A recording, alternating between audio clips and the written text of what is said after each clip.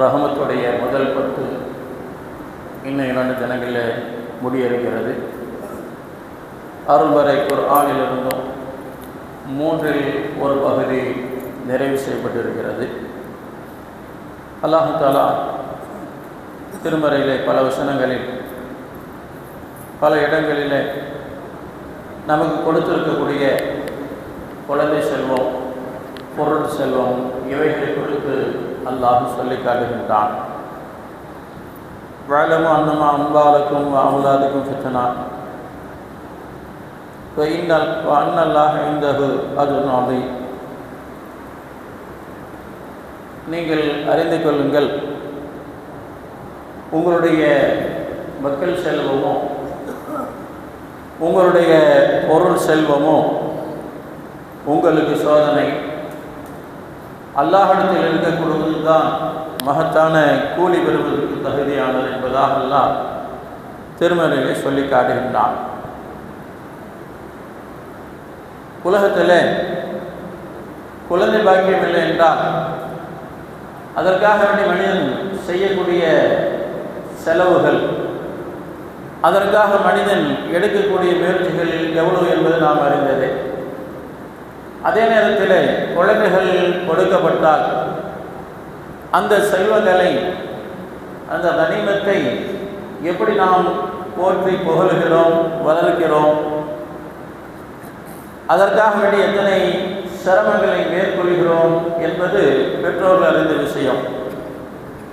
சில நேரங்களிலே இந்த குழந்தை இல்லாமல் இருந்திருந்தால், நம்ம வயிற்றில் பிறக்காமல் இருந்தால் நல்லா இருந்திருக்குமே என்ற ஒரு சூழ்நிலையும் கூட. அப்போ அதுதான் சொல்கிறாங்களா, உங்களுக்கு கொடுக்கப்பட்டிருக்கக்கூடிய குழந்தை செல்வம் உங்களுக்கு சோதனை என்று சொல்கின்றான். அதே போல் அல்லாஹ் கொடுத்திருக்கக்கூடிய பொருளாதாரம் இவைகளும் நமக்கு சோதனை என்பதாக அல்லாஹ் சொல்லுகின்றான். இன்னொரு இடத்துல சொல்கின்றான், உங்களுக்கு கொடுத்திருக்கக்கூடிய குழந்தை பாக்கியமும் பொருள் செல்வமும் ரெண்டும் போற்ற தகுந்தது, அது அளப்பரிய போற்றுவதற்கு உரியது என்பதாக அல்லாஹ் தஆலா பெரிய நிஅமத் என்பதாக சொல்லுகின்றான். இப்படி 2 நிலைகளையும் அல்லாஹ் நமக்கு உணர்த்துகின்றான். அப்படின்னா என்ன? சில நேரங்களில் பொருளை கொடுத்தும் சோதிப்பான், அந்த பொருளை எடுத்தும் சோதிப்பான். குழந்தை பாக்கியத்தை கொடுத்தும் சோதிப்பான், அதை எடுத்தும் சோதிப்பான். ஆக 2 நிலைகளும் உண்டு என்பதை அல்லாஹ் சொல்லுகின்றான். அப்போ சோதனை என்பது அது நபிமார்களுக்கும் அல்லாஹ் தஆலா விட்டு வைக்கலை. சாதாரணப்பட்ட நம்மெல்லாம் ஏமாத்துறோம். அல்லாஹுடைய நுபுவத்தை பெற்ற நபிமார்கள் அவர்களுக்கும் கூட அல்லாஹ் தஆலா இந்த உலகத்தில் சோதனைகளை வைத்திருக்கிறான். இன்னொரு இடத்துல அல்லாஹ் சொல்லுகின்ற போது, நபுலுக்கும் பிஷ்ஷர்ரி வல் கைரி ஃபித்னா, உங்களுக்கு நாம் நலவை கொடுத்தும் தீயதை கொண்டும் உங்களை சோதிப்போம் என்பதாக சொல்லுகின்றான். ஆக சோதனை என்பதிலிருந்து மீளக்கூடிய நம்ம மீள்வதற்குண்டான வழிகள் நாம் தேட வேண்டும். காரணம், பொருளாதாரத்தை அல்லாஹ் கொடுக்கிறான். இந்த மனிதன் ஹக்கு ஹலாலாக சம்பாதிக்கின்றானா, ஹலாலான முறையில் வருவாயை தேடி ஹலாலான இடத்துல செலவு செய்கின்றானா, ஹலால் ஹராம் என்ற பேணுதல் இருக்குதா அப்படிங்கிறதையும் அல்லாஹ் சோதிக்கிறான். காரணம், இது அல்லாஹ்வால் வழங்கப்பட்ட நிஅமத், இது அல்லாஹ்வால் கொடுக்கப்பட்ட பெரிய பாக்கியம். ஏன்னா இன்றைக்கு கோடீஸ்வரர்களாக இருக்கக்கூடியவர்களும் போதும் என்று யாரும் உட்கார்வதே இல்லை. போதும், நம்ம கோடீஸ்வரன் ஆகிட்டோம் அப்படின்னு இல்லை. அடுத்த வெளிநாடுகளில் நாம் நம்ம கம்பெனியை தொடங்கணும், அடுத்து கடல் கடந்து நம்முடைய வாணிபத்தை பெருக்கணும் என்பதாக தான் மனிதன் விளங்குகின்றானே தவிர போதும் நமக்கு இதோடு நம்ம முடிச்சுக்குவோம் என்பதாக இல்லை. ஆனால் ஹதீஸில் எப்படி வருது, ரசூலுல்லாஹி ஸல்லல்லாஹு அலைஹி வஸல்லம் சொன்னாங்க, ஒரு மனிதனுக்கு தங்க புதையலாக 2 ஓடை நீர் ஓடையாக தங்கமாக ஓடுது அப்படின்னாலும் 3வது இன்னொரு தங்க வாய்க்கால் இருந்தால் நல்லா இருக்குமே, இன்னொரு ஓடை நமக்கு ஓடலாம் சொந்தமாக நல்லா இருக்குமே என்பதாக தான் மனிதன் நினைப்பான். ஆனால் இறுதியில் மண்ணு தான் அவனுடைய வாயை வயிற்றை நிரப்பும் அப்படின்னாங்க ரசூலுல்லாஹி ஸல்லல்லாஹு அலைஹி வஸல்லம். வேறு எதை கொண்டு நிரப்ப முடியும்? அப்போ அந்த ஹத்தல் மவுத்து வரைக்குமே மனிதனுடைய ஆசைகள் என்பது குறைவதே இல்லை. சொன்னாங்க ரசூலுல்லாஹி ஸல்லல்லாஹு அலைஹி வஸல்லம், ஆதமுடைய மக்களுக்கு 2 விஷயங்கள் இளமையாகவே இருந்துகிட்டு இருக்குன்னு சொன்னாங்க. ஒன்று வயது, இன்னொன்று வயது வாழணும், இன்னும் வேணும் என்பதாக. இன்னொன்று பொருளாதாரத்தை தேடக்கூடிய விஷயங்கள். இப்படி மனிதனுடைய மேலினங்கள் வளர்ந்துக்கிட்டே போகுது. ஆனால் வயோதிகமாகுது. ஆனால் இந்த 2ம் இளமையாகவே இருக்குது. இன்னும் தேடணும், இன்னும் வாழணும், இன்னும் நீண்ட ஹயாத்து வேணும் நமக்கு என்பதாக மனிதன் எண்ணக்கூடிய நிகழ்வுகளை அல்லாஹ்வுடைய ரசூல் ஸல்லல்லாஹு அலைஹி வஸல்லம் சொல்லி காட்டுறாங்க. இப்போ பொருள்கள் சோதனை அபூ ஹுரைரா அல்லாஹ் சொன்னாங்க, ரசூலுல்லாஹி ஸல்லல்லாஹு அலைஹி வஸல்லம் சொன்னதாக, பனி இஸ்ராயீல 3 மனிதர்கள் எல்லாம் சோதிக்க நாடினான். ஒருத்தர் தொழு நோயாளி, இன்னொருத்தர் வழுக்கை தடை உடையவர், இன்னொருத்தர் கண் பார்வையற்றவர். இப்படி 3 நபர்களை அல்லாஹ் சோதிக்க ஆரம்பித்தான். அல்லாஹ்வுடைய சோதனை என்பது மகத்தானது, அதிலிருந்து யாரும் விடுபட முடியாது. அப்போ அல்லாஹ் தஆலா என்ன செஞ்சான், ஒரு மலக்கை மனித ரூபத்தில் அனுப்புகிறான். முதல்ல கிறிஸ்தவர்கிட்ட வர்றார். அது தொழு நோயாளிகிட்ட வந்து மலக்கு கேட்கிறார், அப்பா உன்னுடைய விருப்பம் என்ன? நான் உனக்கு ஆரோக்கியம் கொடுக்க வந்திருக்கிறேன். அப்படியா? என் மேல் எல்லாம் தொழு நோயினால் அங்கங்கே வெள்ளை வெள்ளையாக இருக்குது, மக்கள் பார்த்து அசிங்கப்படுத்துகிறார்கள், என்னை வெறுக்கிறாங்க, என்னுடைய தோல் உடல் நல்லா இருக்கணும், மினுமினுப்பாக இருக்கணும் அப்படின்னு கேட்டார். சரி, அதே மாதிரி ஆகட்டும், அல்லாஹ்வுடைய பேர் கொஞ்சம் தடவை செஞ்சார். அந்த மலக்கு அவருக்கு சுகமாயிடுச்சு. சரிப்பா, அவங்களுக்கு ஏதாகணும் உலகத்தில் பொருளாதார ரீதியாக ஏதாகணும் ஆசை இருக்குதா அப்படின்னு அந்த மலக்கு கேட்டார். இப்போ அவர் சொன்னார், ஆமாம், எனக்கு ஒரு செனை ஒட்டகம் இருந்தால் நல்லா இருக்கும், எனக்கு அது மேலே ரொம்ப நாட்டம் இருக்குன்றார். அதே மாதிரி அந்த செனை ஒட்டகத்தை கொடுத்துட்டு இதை கொண்டு சுபிட்சமாக வாழ்ந்து தோர்ந்துட்டு அவர் விளைவிட்டார். அடுத்து வழுக்கு தலைவுடைய மனிதர்கிட்ட வந்தார். இப்போ உன்னுடைய நோக்கம் என்ன, உன்னுடைய உலகத்தினுடைய ஆசை என்னன்னு கேட்டார்.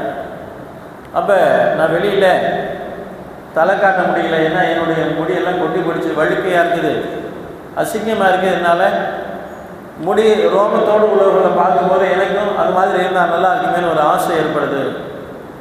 அப்போ அந்த மலைக்கு சரி அப்படின்னா அல்லாஹ்வுடைய பேரை கொண்டு தடவுனார், அவருக்கு முடி வந்துடுச்சு. சரி, உலகத்தில் உங்களுக்கு ஏதாச்சும் பொருளாதார ஆசை இருக்குதா? ஆமாம், எனக்கு ஒரு செனை மாடு வேணும் அப்படின்னு கேட்டார். போதுமா? அது போதும், அதுக்கு நான் என்னுடைய ஜீவத்தை போக்கிக்குவேன்னு சொன்னார். அதே போல் அந்த மலைக்கு அல்லாஹ்வுடைய துஆ செஞ்சார், அது கிடைச்சிச்சு. அவருக்கு சுபிட்சமாக வாழ்ன்னு சொல்லி கொடுத்துட்டு போயிட்டார். மூன்றாவதாக பார்வையற்ற மனிதர்கிட்ட போய், இப்போ உங்களுக்கு ஏதாவது உலகத்தில் ஆசை இருக்குதா? நான் நிறைவேற்றி கொடுக்க வந்திருக்கிறேன். அப்படியா? நான் பார்வை இல்லாதனால உலகத்தில் நல்லது கெட்டது எந்த பொருளையும் பார்க்க முடியல, எதுவுமே என்னுடைய பிள்ளைகளோ என்னுடைய மனைவிகளோ எந்த ஒன்றுமே எனக்கு தெரியலை, எனக்கு பார்வை வேணும் அப்படின்னு கேட்டார். அல்லாஹ்வுடைய பேர் கொண்டு தடவுனார், பார்வை வந்துருச்சு. சரி, உனக்கு ஏதாவது உலகத்தில் நாட்டம் இருக்குதா? பொருளாதார ரீதியாக ஏதாச்சும் உனக்கு உதவி வேணுமா? ஆமாம், எனக்கு ஒரு செனை உள்ள ஆடு கிடைச்சா நல்லாயிருக்கும், நான் அதை கொண்டு உலகத்தினுடைய ஜீவத்தை நான் போக்கிக்குவேன் அப்படின்னு சொன்னார். அதே போல் அல்லாஹ்வுடைய பேர் கொண்டு அவருக்கு உண்டான கிஃப்டை கொடுத்துட்டு அந்த மலைக்கு மறைஞ்சிட்டார். சில ஆண்டுகள் ஓடுனது.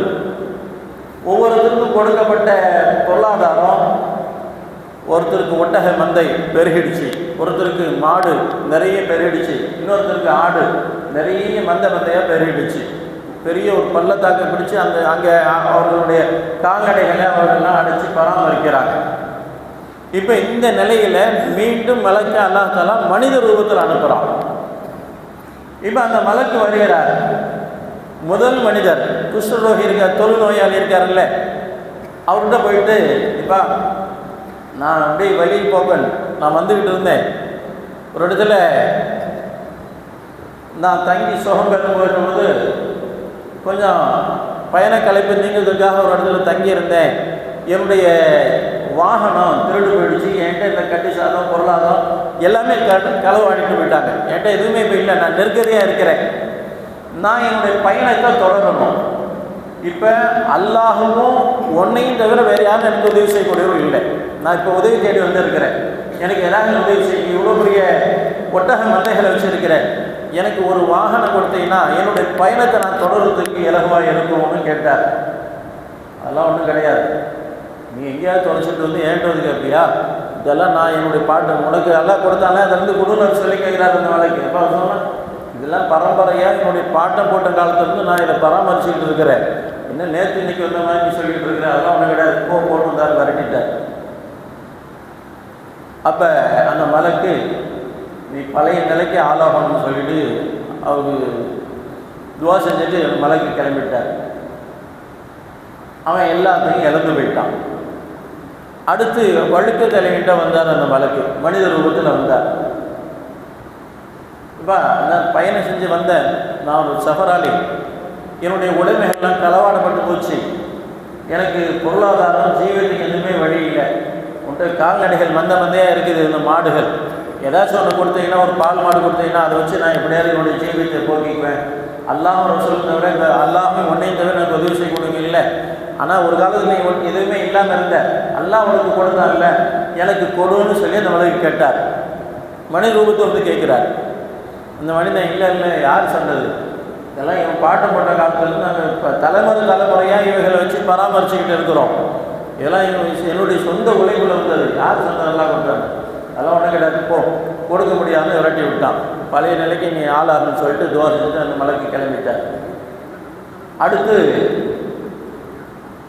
பார்வையற்ற அந்த மனிதர்கிட்ட வந்தார். இப்போ அவர் பார்வையோடு இருக்கிறார், அவருக்கு கொடுக்கப்பட்ட ஆடுகள் மந்தையாக இருக்குது, அவரை சோதிப்பதற்காக மனித ரூபத்தில் அவர் வருகிறார். இப்போ நான் அதுபோல் வந்த சஃபராளி, ஒரு பயணத்தில் வந்தேன், என்னுடைய உடைமைகள்லாம் களவாடப்பட்டு போச்சு, அதனால் இப்போ எனக்கு இந்த ஊரில் யாரும் எனக்கு தெரியாது, எனக்கு யாருமே உதவி செய்யறதுக்கு ஆள் இல்லை, ஒன்றையும் அல்லாஹ்வையும் தவிர, அதனால் எனக்கு ஏதாவது ஒரு ஆடு கொடுத்தீங்கன்னா அதை நான் மேய்ச்சி அந்த கால்நடைகளை பராமரித்து என்னுடைய வாழ்க்கை ஜீவியத்தை நான் ஓட்டிக்குவேன், எனக்கு ஒரு வாழ்வாதாரம் கிடைக்கும், ஒரு ஆட்டை கொடு, ஏன்னா ஒன்றுமே இல்லாமல் இருந்தவனுக்கு எல்லாம் இவ்வளோ கொடுத்துருக்கிறான்ல, பார்வையை கொடுத்தான், இவ்வளோ ஆட்டு மந்தைகளை கொடுத்துருக்கிறான் அப்படின்னு அந்த நியமத்துக்களை சொல்லி காட்டி கேட்டார்.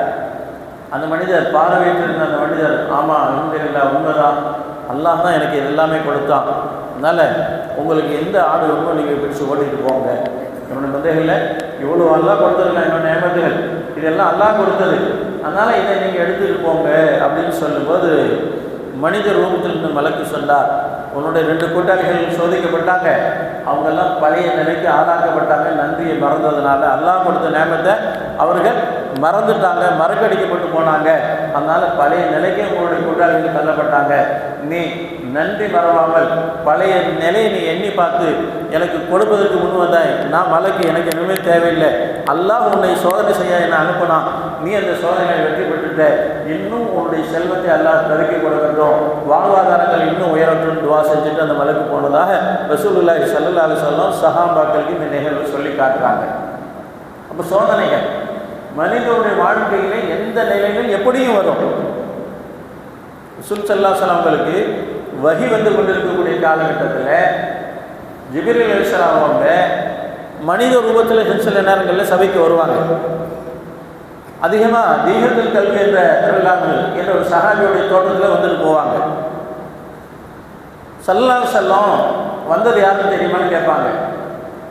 யார் சொல்ல, நம்முடைய தோழர் தீஹத்துல் கல்வி தானே வந்தாங்க அப்படின்னு சஹாபாக்கள் சொல்லுவாங்க. இல்லை, அது ஜிப்ரீல் அலைஹிஸ்ஸலாம் மனித தோற்றத்தில் அந்த சஹாபியுடைய தோற்றத்தில் வந்தாங்க. ஏன்னா அவங்களுடைய இயற்கை தோற்றத்தில் வந்தால் நீங்கள் பயந்துருவீங்க, அதனால் மனித தோற்றத்தில் அவங்க அதெல்லாம் அனுப்பி வச்சான் அப்படின்னு ஸல்லல்லாஹு அலைஹி வஸல்லம் சொல்லுவாங்க. ஆக எதுக்கு அப்படின்னா சில தோற்றங்கள் சில நிலைகள் மாறி வரும், ஏன்னா உண்மை நிலை வெளிப்படக்கூடாதுங்கிறதுனால அல்லாஹ் நம்மளை அப்படின்னு சோதிப்பான். திடீர்னு ஒருத்தர் அறிமுகமில்லாத நபர் திடீர்னு எனக்கு ஒரு 5000 கொடுங்க 10,000 கொடுங்க, நான் இந்த ஊர் தாங்க, நான் இன்னார் வாங்க, அந்த தெருவில் இருக்கேன், இந்த தெருவில் இருக்கேன், ஏதோ ஒரு இன்றைக்கெல்லாம் வாட்ஸ்அப்பாக போயிடுச்சு, எனக்கு அந்த உதவி செய்யுங்க, இதில் உதவி செய்யுங்க, நான் மருத்துவமனையில் இருக்கிறேன், என்னென்னமோ நிகழ்வுகள் வருது. சில விஷயங்கள் நம்பும்படியாக இருக்கும், சில விஷயங்கள் நம்ப முடியாத நிகழ்வாக இருக்கும். ஆனால் சோதனை அல்லாஹுடைய புறத்திலிருந்து அது எந்த விதத்தில் வரும், மலக்கா மனிதனா, நம்ம விளங்கியிருப்போம் மனிதன்ட்டு, ஆனால் அல்லாஹ் மலக்கை கூட அனுப்புவான். அதுக்கு சார்ந்துதான் இந்த நிகழ்வுகள் எல்லாம். ஆக எந்த நிலையில் வந்தாலும் நாம் சுதாரிக்க வேண்டும். பழைய நிலை என்ன, அல்லாஹ் இன்னைக்கு நம்மளை என்ன நிலையில் வச்சிருக்கிறான் என்பதை சிந்தித்து பார்த்து பிறருக்கு நம்ம உதவி செய்யணும். அஹ்சின் கமா அஹ்ஸன அல்லாஹ் இலைக், அல்லாஹ் உனக்கு உதவி செய்ததை போல நீ பிறருக்கு உதவி செய்யுங்கிறான் அல்லாஹ். எனவே கண்ணியத்துக்குரியவர்களே, அல்லாஹ் நல்லடியார்களே, அல்லாஹுடைய அந்த சோதனைகள் என்பது வந்துவிட்டால் யாரும் விடுபட முடியாது, யாரும் தப்பிக்க முடியாது. அல்லாஹ் சோதனைகளிலிருந்து நம்மை பாதுகாத்து நன்மக்கள் நல்லோருடைய கூட்டத்தில் சேர்த்து அருள் புரிவானாக. ஆமீன். ஆகிர் தஅவானா அல்ஹம்துலில்லாஹி ரப்பில் ஆலமீன்.